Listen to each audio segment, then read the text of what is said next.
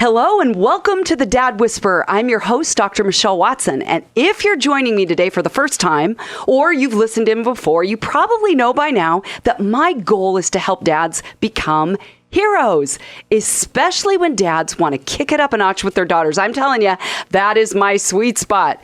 And I have an extra special treat for you today on this beginning Monday before Father's Day. I got to begin by just telling you all Happy Father's Day because I have two dads with me here in the studio today that you are going to love hearing from. Well, before we get going too much more, I want to remind any of you that are listening for the first time that every week I have a template that I use. On your mark, get set, go. On your mark is just a reminder that you're all standing side by side as fathers, getting ready to run your fathering race. And I give you the title. Here's On Your Mark. Then Get Set is filling that topic in with stories, with statistics, making it palatable for you. And then I end with a go step so that you have one action step that you can put into gear this week to be the father you want to be and that your daughter needs you to be. Well, without much further ado, I want to introduce my two guests today. I have two dads with me who just completed the full 9-month program that I lead for dads of daughters here in Portland, Oregon called the Abba Project. Abba meaning daddy in Aramaic and men love a project.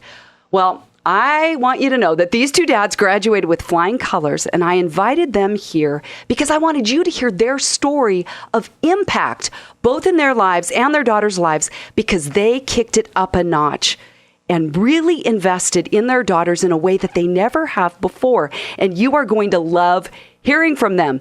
Okay, now this may sound today like a plug for the Abba Project, and it kind of is, because I want you to hear what really happens in a relationship between a dad and a daughter when dad first turns his heart, as scripture says, toward his daughter. And you are going to love hearing from both of them today. I know it. So welcome Greg Theim and Dan Forney. I'm glad you guys are here. Thank you. Thank you for having us. Well, here we go. I know this is new for both of you, but I'm excited that we get to be off and running and having an honest conversation. So on your mark, you guys, here's the title I gave for our topic today. Let me know what you think of this. How two dads spent 9 months becoming better dads. What do you think? Does that sound about right? That's about right. That's it. Okay. You got it. Okay. Well, you know, both of you, that I've told you before that I hear from daughters about what it means to them when their dad will commit to 9 months of a group to be in the Abba Project. And they love that their dads are willing to invest so much of their time in them. I mean, that's the bottom line, right? Would you guys say you did this because you love your daughters? Oh, absolutely. Yes, of course. Right? So that's the whole motivation. And you Right. bonded with a band of brothers, other men, in this 9-month project. So we're going to get down to business and talk about it today. But let's begin where each of you tell your name again, tell what you do for work and for fun, and how about the names and the ages of your daughters? Why don't we start with you, Greg? We have a Traeger retail store called the Grill Center.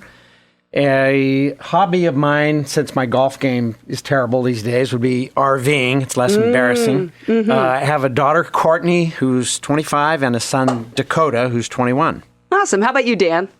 I'm a builder remodeling contractor, I'd say, for a hobby.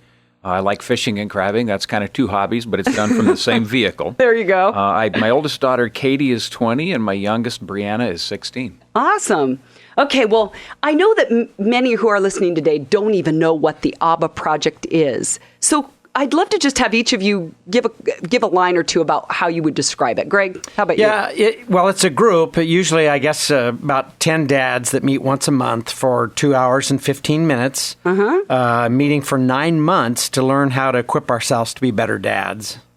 We are the project. The dads are the project. Yeah, well said. How about you, Dan? How would you describe it? I'd agree with everything he said, with the emphasis on, we are the project, and then hopefully our daughters respond to the way that we're changing. Exactly. Well said. Well, let's go back to a year ago. Could each of you just start by describing where you were at with your daughters 1 year ago that sets the foundation for how you've grown this year? Well, I pulled back when Courtney was about 14 years old.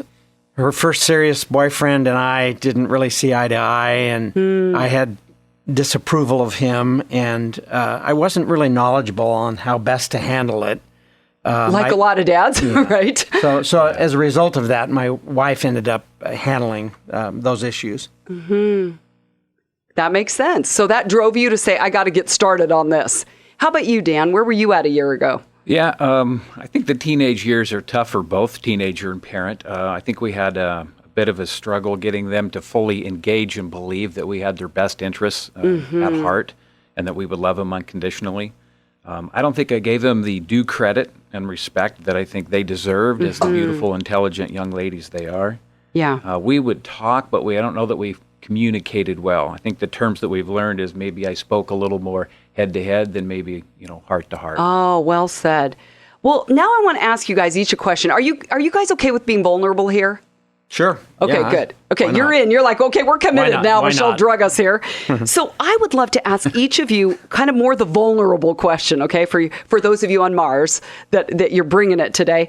So if you wouldn't mind answering this, I think men will connect with you more if you're willing to maybe talk about what it's like to admit that you're flawed or a work in progress. Would either of you be willing to say something about like where you've struggled as a father? Greg, could we start with you? Well, I'm probably a lot like your average male listener in the fact that men have always been hunters and gatherers since the dawn of time, really. We're out providing for the family. Women were at home taking care of the household.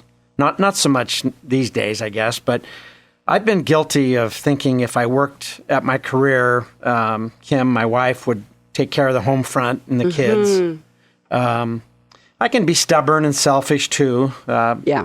Should I continue? But, the Abba Project got me wondering from time to time, if Jesus had been a dad on earth, what kind of dad would he have been? That's a great thought. I think it's safe to say he would have been a very devoted, very loving, probably very understanding, very patient and kind.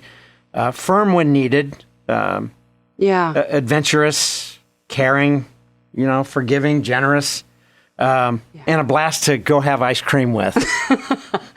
He set the bar high in motivating you. How about you, Dan? Yeah, I'm still wondering what his favorite ice cream is. I think one of the most costly mistakes I've made is convincing myself that I'm quite busy doing something important, and that's running a business to provide for my family, which true in and of itself, you have to remember why you're doing it.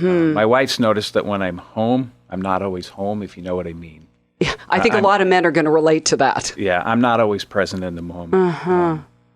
Sometimes I ask my daughters if they want to do something or hang out, and it's funny how perceptive that they are.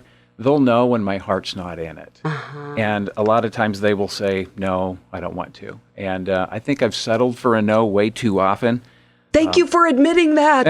Yeah. But it's funny, the more effort I'm putting in, the more I'm falling in love with my little girls. It's funny, I call them little. They're both taller than my wife, but they'll always be my little girls. And I'm hoping the feeling is mutual. Oh, that's really cool. Well, we've talked a lot in the Abba Project about being a what? Dialed in dad. You guys have got that down. And I would love to hear from each of you about how you would define that term now at the end of the journey. Sure. Well, now that we've graduated, in hindsight, a dad that lives out and naturally practices everything we have learned in the Abba Project. Yeah, said. Yeah, walking it out, Right. putting it into action. I love that you highlighted that, Greg. How about you, Dan? Yeah, I think for me, it's priority placed on maintaining relationship and time spent together, and just letting her know that she's one of my most treasured gifts. I think trying to represent Father God accurately is hugely important as well. Yeah, I love that. Most treasured gifts. Powerful word. Dan, you shared something I remember in our last Abba Project about kind of something that happened to you during this process where you were open to learning. Would you be willing to share a little bit more about what you said that night? Yeah, I think if I remember what I said, the more I learn, the more I realize I don't know nearly as much as I thought I did. In other words, I can be a good dad already, but I've got lots of room for improvement, trying to learn the language of Venusian. Right. Men are from Mars, Martian, you speak. We're from Venus, we speak Venusian. So when Dan says, I'm learning to speak Venusian, it really is another language, isn't it? Yes, it is. And so that's where sometimes dads are deers in headlights going, I don't know what you need or what you mean. And there really was a power and there is every year in forming as a band of brothers where you feel less alone. Would you agree? Mm-hmm. Right. Yeah, in the Abba Project. So, okay, well, Dan, now you've piqued my interest a little bit more. You talked about speaking Venusian, right? So you're a dad with 2 daughters and a wife. So you're the only Martian under your roof. So let me ask this another way, because you said you're learning to speak Venusian. How do you talk now with your daughters as compared to a year ago? You did forget I do have a female dog, so I am really, really outnumbered. I should have at least got a male dog. I'm still a work in progress, but I'm trying to delve into conversations and topics that are more in their realm than mine. Mm-hmm. I think things that matter to them at their age and gender, you kind of forget what it's like to be a teenager, let alone, I think, a young lady. But it's funny, they seem to open up and they detect, even when I'm trying too hard, I think that they still appreciate that, and they see that I'm really trying to pour into them. Yeah. Now, you're talking about how you talk with them. Could you give a couple examples of what you're talking with them about now, as again, compared to a year ago? I'd love to hear what those are.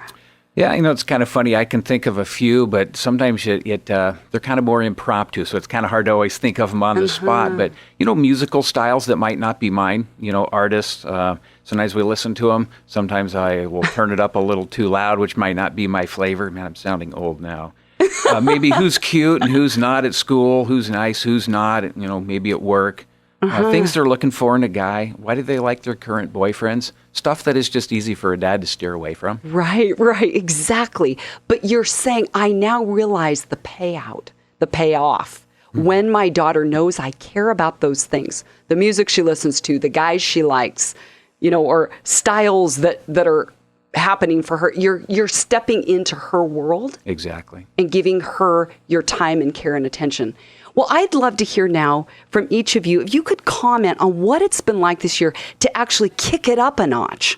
You've heard me use that phrase, right? Like, the dads that do the Abba Project aren't, quote, loser dads, right? They're dads that say, I just want to kick it up a notch to pursue your heart in an intentional way. Greg, could you begin? Just say a little bit about what it was like to kick it up a notch this year with Courtney. Yeah, I think most past Abba Project graduates would agree that this is a rare opportunity to learn how to be better equipped as dads to our daughters.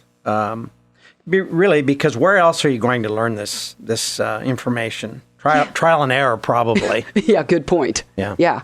How about you, Dan? Yeah, one of the rewards has just been seeing the look in their eyes, both my girls, when we engage. I think as I've gone through this course and been a little more intentional, I think they've taken to heart the truth that I would do literally anything for them. Mm-hmm. I think they realize that they actually are my most treasured gifts.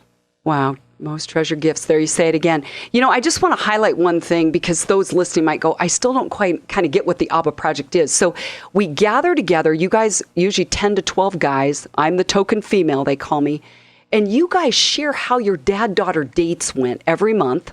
So did you guys ever get encouraged by that? Like inspired? Some of the guys, sometimes with tears in their eyes, or just they're getting gut punched, and they need you to cheer them on, don't they? Yeah. Right. And then there's other times you want guys to celebrate with you because you're like, you guys remember one of the dads, his daughter's heart never really turned till which month? The last month, at the end. Yeah. But he didn't quit. Yeah. And it paid off in the end. And so there's a power in men standing alongside each other, right? In their fathering race going, don't give up. Right. Keep running. And then sometimes the ideas that you tried with your daughters, another dad is like, hey, I'm going to try that with mine. That's a great idea. Right. And you guys cheer each other on, don't you? And we felt each other's successes. Yeah.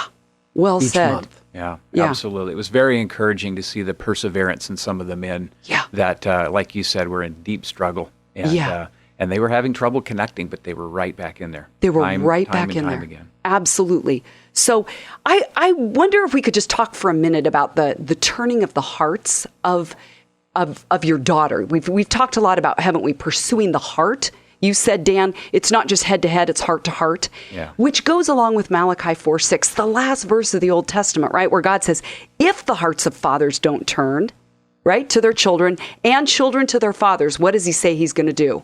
strike the land with a curse. With a curse. And I don't think we have to look very far to see that we have a lot of women that are really lost in their identity and the choices they make. And I truly believe, based on that scripture, so much of it comes back to the father. Yeah. And when the dad dials in, and again, here we are on Father's Day week, maybe we should flip it around. Rather than fathers getting the gift, this could be dads kicking it up a notch to say, I'm going to give back to my family. That's going to be my Father's Day, commitment and resolution. So just kind of, again, you guys, there's so much I could ask. I just think we're going to need way more time. But the $1 million question for me is, how would you encourage other dads to engage or re-engage their hearts with more precision to their daughters, even if they're not doing the Abba Project? Greg, what would you say? If they weren't doing the Abba Project, I would say right off the top to get on your knees and ask God for wisdom and help in either engaging or re-engaging with your daughter. Probably to commit to specific father-daughter date nights. It begins by listening. As you've taught us, 2 ears, 1 mouth. To chase your daughter's heart and to show her that you love her and that she is everything to you. Beautiful. That's awesome. Yeah. And I remember you've said something before, too, about modeling, that there's the power in what you model to your daughter. So it's not just telling her what you think or what you even think of her. Showing what her, would you say? her. Showing her, modeling to her. And being consistent and persistent in pursuing her. To model how a real man treats a woman. And in turn, I think then our daughters will look to us. Absolutely. Absolutely. How about you? Dan, what would you say? For me, I think it's a lot like my journey with the Lord, and I'm not sure it's much different. First, I think with either, it's getting past yourself or selfishness. I think secondly, you need to realize you don't know what you're doing and you need help. Which, would you guys agree that tends to be a harder thing for Martians?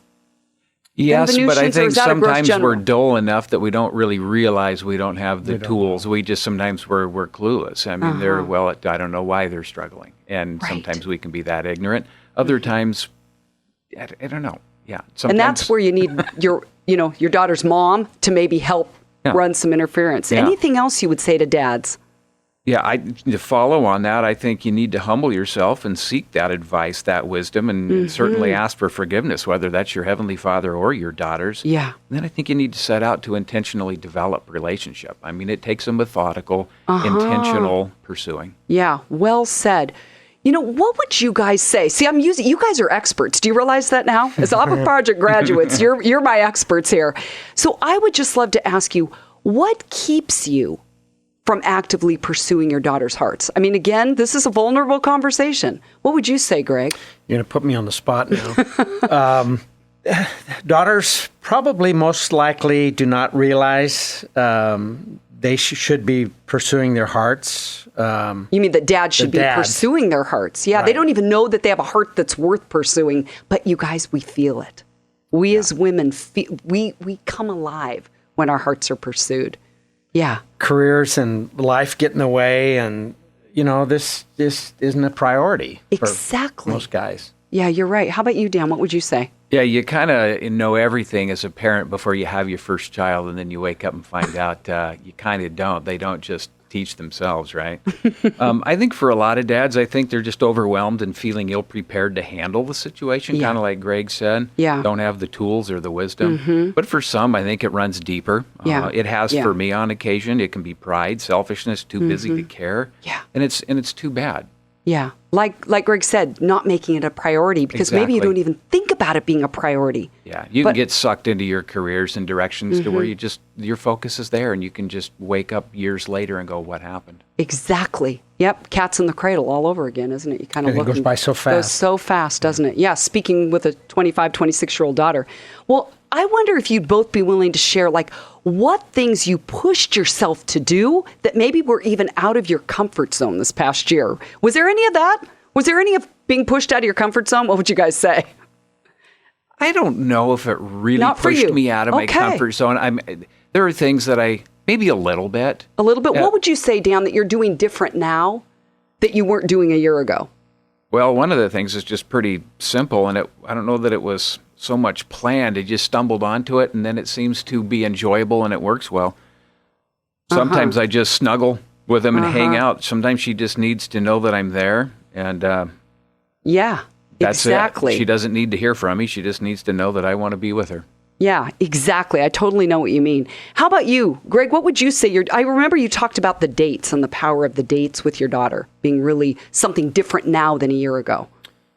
Right. Well, we both really, when it's intentional, when you've planned it and it's just her and I. Yeah. And you kind of go into it knowing that it's going to be a special evening. Exactly. And we just both thoroughly enjoyed our time together. And I remember you said we got into the deep end of the pool. Like we were diving deep into topics that we have never talked before in 25 years about. That's right. You know, and it just kind of came organically. We really, it just seemed once the ball got rolling. Yeah.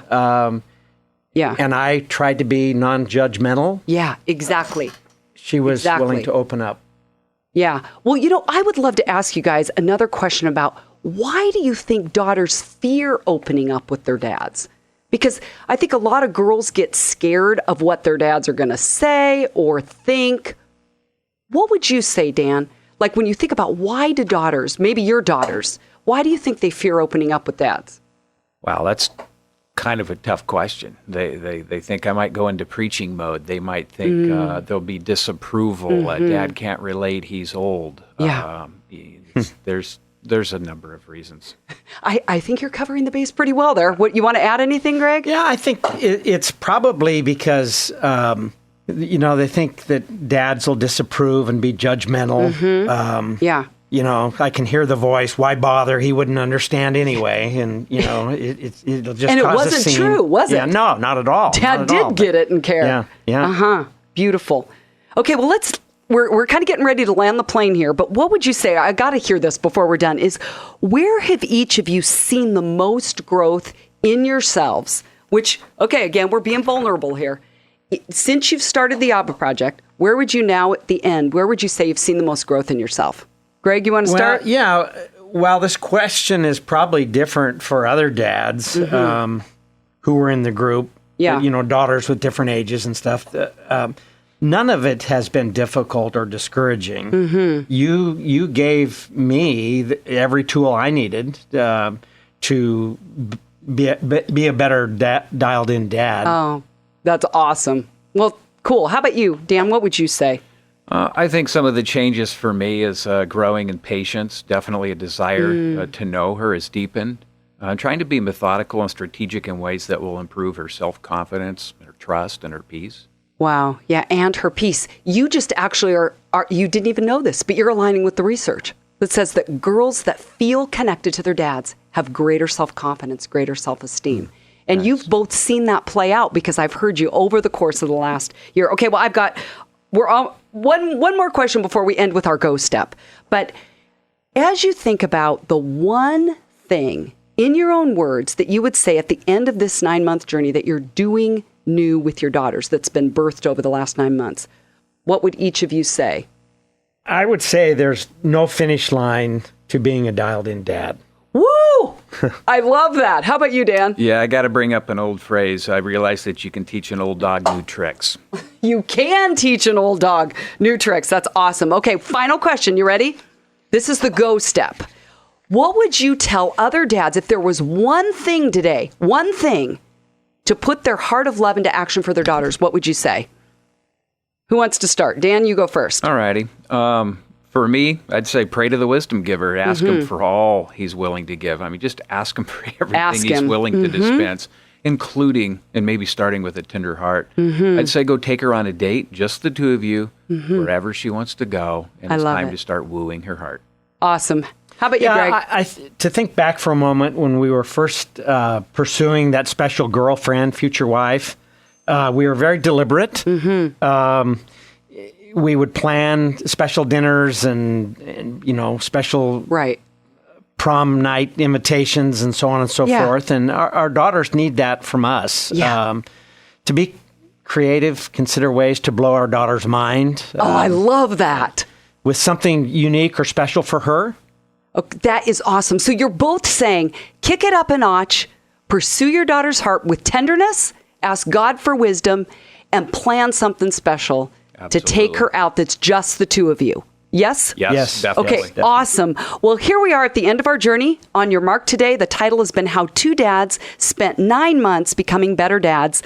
You've heard from Greg Theim and Dan Forney, who've shared their stories about how they, this past year in the Abba Project, have intentionally and consistently reached their daughters' hearts.